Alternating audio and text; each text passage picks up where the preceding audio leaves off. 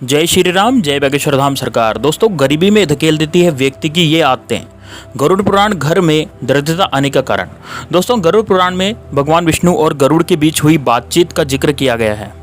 इसमें आपको मृत्यु, पुनर्जन्म और अंतिम संस्कार से जुड़ी कई महत्वपूर्ण बातों के बारे में जानकारी मिलेगी। इसके साथ ही जीवन को गहराई से जीने और सही राह पर चलने का रास्ता भी बताया गया है। गरुड़ एक पक्षी है जिसे भगवान विष्णु का वाहन माना जाता है। गरुड़ पुराण विष्णु पुराण का एक हिस्सा है। इसमें हिंदू धर्म के पुनर्जन्म, मृत्यु और अंतिम संस्कार से संबंधित बातों को जिक्र किया गया है। इस पुराण में भगवान विष्णु ने यह बताया है कि वह कौन से कर्म हैं जिसकी वजह से व्यक्ति के जीवन में दरिद्रता आती है। गरुड़ पुराण ग्रंथ में बताए नियमों का पालन करने से व्यक्ति जीवन में सभी सुखों का भोग करता है और ऐसे लोगों को मरणोपरांत स्वर्ग की प्राप्ति होती है। कई बार ऐसा होता है कि खूब पैसा कमाने के बाद भी धन का अभाव बना रहता है। इसका कारण व्यक्ति की आदतें होती है। इसका उल्लेख गरुड़ पुराण में मिलता है। गरुड़ पुराण में भगवान विष्णु अपने वाहन पक्षीराज गरुड़ को बताते हैं कि व्यक्ति अपनी आदतों के कारण ही कंगाल बनता है। यदि आप में ये भी आदतें हैं तो इस समय रहते हैं इन आदतों से दूरी बना लें, वरना ये आदतें आपको राजा से रंक भी बना सकती है। गरुड़ पुराण में भगवान विष्णु ने मनुष्य की 5 ऐसी आदतों के बारे में जिक्र किया है जो गलती से भी नहीं करनी चाहिए, क्योंकि इन खराब आदतों की वजह से आपको दरिद्रता का सामना करना पड़ सकता है। तो चलिए जानते हैं इन आदतों के बारे में। नमस्कार दोस्तों, हमारे YouTube चैनल पर आपका हार्दिक स्वागत है।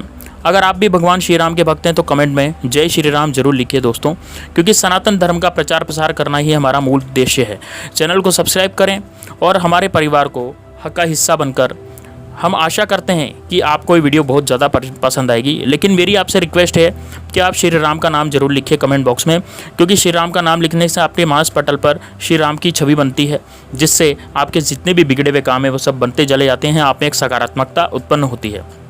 लोग तो 108 बार 1008 बार भगवान श्री राम का नाम लिखते हैं, हम एक बार तो लिख सकते हैं। तो दोस्तों, उम्मीद है आप कमेंट बॉक्स में श्री राम, जय श्री राम जरूर लिखेंगे। दोस्तों, आज के इस वीडियो में गरुड़ पुराण के अनुसार जिस घर पर रसोई घर में बनने वाले भोजन का भोग भगवान को नहीं लगाया जाता है, वहाँ दरिद्रता छा जाती है। यदि आप भगवान को भोग लगाने से पहले खुद ही भोजन करने लगते हैं तो आप भोगी बनते हैं, और ऐसे घर में माता लक्ष्मी का वास नहीं होता और अन्नपूर्णा का भी आशीर्वाद नहीं रहता। इसलिए रसोई में जो भी आपका भोजन बना है, सबसे पहले उसका भोग भगवान को लगाएं। इससे सभी देवी देवता प्रसन्न होंगे और माँ अन्नपूर्णा का आशीर्वाद आप पर सदैव बना रहेगा। इस बात का और ध्यान रखें दोस्तों कि भगवान को लगाया गया जो भोग होता है वो शुद्ध और सात्विक होना चाहिए। ऐसा नहीं कि आप मांस मदिरा वाला भोग भगवान को लगाएं। रसोई घर में कभी भी झूठे बर्तन आपको नहीं छोड़ने चाहिए। अगर आप ऐसा करते हैं तो शनि ग्रह से आप प्रभावित हो जाते हैं और शनि का बुरा प्रभाव आपको देखने को मिलता है। साथ ही इससे माता लक्ष्मी नाराज होती है, कभी घर में प्रवेश नहीं करती। इसलिए रात को खाना बनाने के बाद, यानी खाना जब आप बना लें और खाना खा लें, तो उसके बाद आप झूठे बर्तन जरूर साफ करें।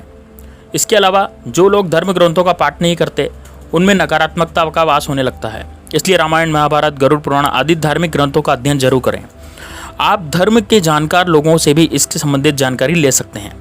यहाँ के धार्मिक ग्रंथों का यदि पाठ किया या कथा हो रही है तो उसमें जरूर शामिल होइए। जैसे आपके गली मोहल्ले में या कहीं पर यदि आपकी कहीं कथा भागवत बज रही है तो आप वो जरूर वहाँ पर शामिल हों। इससे आपको पुण्य मिलता है। और धार्मिक पुस्तकों का अध्ययन, यदि भगवान का स्मरण होता है तो इनका पाठ जरूर करें। आजकल के लोग देर रात को सोते हैं दोस्तों, तो सुबह देर से उठते हैं, और सुबह देर से उठने की आदत शास्त्रों में बहुत बुरी बताई गई है। देर से उठने वाले लोग आलसी प्रवृत्ति के होते हैं और भाग्य उनका साथ नहीं मिलता। उनके जीवन में कभी भी तरक्की नहीं होती, क्योंकि आलस तरक्की के राह में एक बहुत बड़ी बाधा बन जाती है। यदि तरक्की नहीं होगी तो धन की हमेशा समस्या ही रहेगी। तो अगर कोई व्यक्ति सूर्योदय के काफ़ी देर बाद तक सोता रहता है और उसके बाद उठता है तो ऐसा व्यक्ति आलसी प्रवृत्ति का माना जाता है। गरुड़ पुराण के अनुसार ऐसा व्यक्ति के जीवन में तमाम कोशिश करने के बावजूद भी धन की कमी बनी रहती है। गरुड़ पुराण के अनुसार सुबह और शाम भगवान के भजन का होता है। ईश्वर की आराधना के लिए इस समय उपयुक्त माना जाता है। जो भी व्यक्ति आराम करने में गुजार देते हैं, यानी अपना पूरा समय आराम करने में गुजार देते हैं, तो देवता उससे कभी भी संतुष्ट नहीं होते, हमेशा रुष्ट ही रहते हैं। उनके जीवन में दरिद्रता आती जाती है। और अगर कोई व्यक्ति परिश्रम से जी चुराता है तो शास्त्र में बताए अनुसार ऐसा व्यक्ति, उस व्यक्ति से हमेशा लक्ष्मी जी नाराज होती है। उस व्यक्ति के पास कभी भी लक्ष्मी जी नहीं आती। गरुड़ पुराण में लोगों को अपने इस स्वभाव से बचने को कहा गया है। दोस्तों, यदि आप गंदे कपड़े पहनते हैं, यदि आप बिल्कुल गंदे वस्त्र पहनते हैं, गरुड़ पुराण के अनुसार ऐसे व्यक्तियों से लक्ष्मी जी नाराज होती है, क्योंकि माता लक्ष्मी को स्वच्छता पसंद है। जहाँ साफ सफाई होती है वहीं उनका वास होता है। इसके लिए सुबह सुबह स्नान ध्यान आदि करें और साफ स्वच्छ वस्त्र ही पहने। दोस्तों धन की देवी महालक्ष्मी की कृपा आप पर हमेशा बनी रहेगी। शास्त्रों के अनुसार लक्ष्मी जी को साफ सफाई बेहद पसंद है। वो उसी घर में वास करती है जहाँ स्वच्छता बनी रहती है। गंदे और मैले वस्त्र धारण करने के अलावा जो लोग अपने शरीर की सफाई नहीं रखते हैं वह भी लक्ष्मी जी की यानी दरिद्रता का पात्र बनते हैं। उस पर लक्ष्मी जी की कृपा कभी भी नहीं होती। ठीक इसी तरह से रोजाना दांतों की सफाई भी करनी चाहिए। माता लक्ष्मी भी उनसे रुष्ट रहती है जो अपने दांतों की सफाई नहीं करते। गरुड़ पुराण में व्यक्ति को आसपास गंदगी न रखने की सलाह दी गई है दोस्तों। इसके अलावा गरुड़ पुराण में यह भी बताया गया है कि दूसरों की पीठ पीछे जो उनकी बुराई करता है उनसे माता लक्ष्मी कभी भी संतुष्ट नहीं होती, अर्थात उनको माता लक्ष्मी कभी भी पसंद नहीं करती। ऐसे लोग हमेशा दरिद्रता में ही रहते हैं।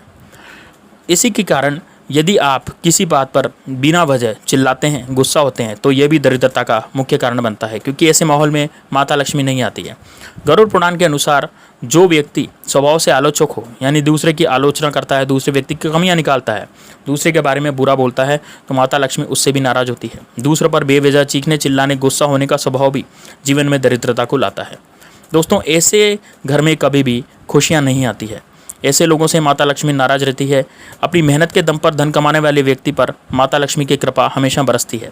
गरुड़ पुराण के अनुसार कोई भी व्यक्ति कभी भी धन संपत्ति पर घमंड नहीं करना चाहिए। जो भी व्यक्ति अपनी धन संपत्ति पर घमंड करता है तो और आप उससे वो दूसरों को अपमानित करता है और इससे आपके अभिमान को दर्शाता है, तो ऐसे लोगों को से माता लक्ष्मी हमेशा रुष्ट हो जाती है, कभी भी आपके घर पर वास नहीं करती। धन संपत्ति पर अधिकार करने वाले जो भी लोग होते हैं उनसे हमेशा माता लक्ष्मी रुष्ट ही रहती है। यदि आपको अपना धन संपत्ति बहुत ज़्यादा है तो आप ज़रूरतमंदों की मदद करें। जो व्यक्ति अपनी पैतृक और अर्जित धन पर ज़्यादा घमंड करता है उस और अपने कमाए हुए धन का कुछ हिस्सा दान में या धर्म में नहीं लगाता, गरुड़ पुराण में बताया गया है कि उससे कभी भी माता लक्ष्मी संतुष्ट नहीं रहती, उससे भी माता लक्ष्मी हमेशा ही नाराज रहती है।